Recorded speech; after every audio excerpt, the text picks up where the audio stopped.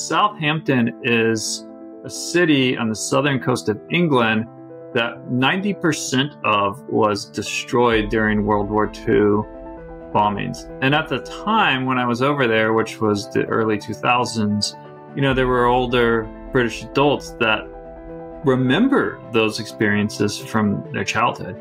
We were going around door to door to collect, to get community data, knocking on doors and asking people, to fill out like these nostalgic questionnaires for us. And one of the things we were doing is having them share a nostalgic memory with us, and we'd have them write it or we'd record it. What's neat about doing research with older people is they tend to be good research participants. They're happy to share their, share their experiences with you. And so they often give very, very rich data. And what surprised us, or I guess I should say what surprised me, was the number of people who shared a memory that we didn't ask them to think about any particular, we just said, you tell us, give us a memory that makes you, we give them a definition of nostalgia. Nostalgia is defined as a sentimental or wistful longing for the past.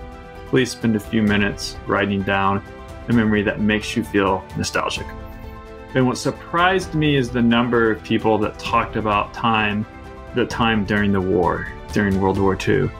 And there was a lot of tragedy in these narratives. They weren't sugarcoating it. They weren't saying this was an awesome time or this was a fun time. They were saying it was a very difficult time. It was a tragic time. Families were separated. Fathers were sent over to the continent to fight war. Kids were separated from their mothers or sent with their grandparents out to the country. The reason they shared these stories is in those stories was an appreciation for how events like that remind you of what's important in life, like family, togetherness, like being part of something, and all the sort of things we get distracted by and get worked up about. That kind of fades away when things get bleak like that. And so, there's a lot of nostalgic memories like that, even that aren't as dramatic as going through a war where your city's being bombed, but that are just difficult times for me that you felt like have created your character, have cultivated who you are, that have made you grow personally, that have given you an appreciation for life. So I think it's those meaningful, these are significant memories. That doesn't mean every nostalgic memory is like that. Some nostalgic memories are, hey, me and my buddies went on a road trip. Like anything, there can be a continuum. Some memories are just kind of lighthearted fun, and some are very, very deep.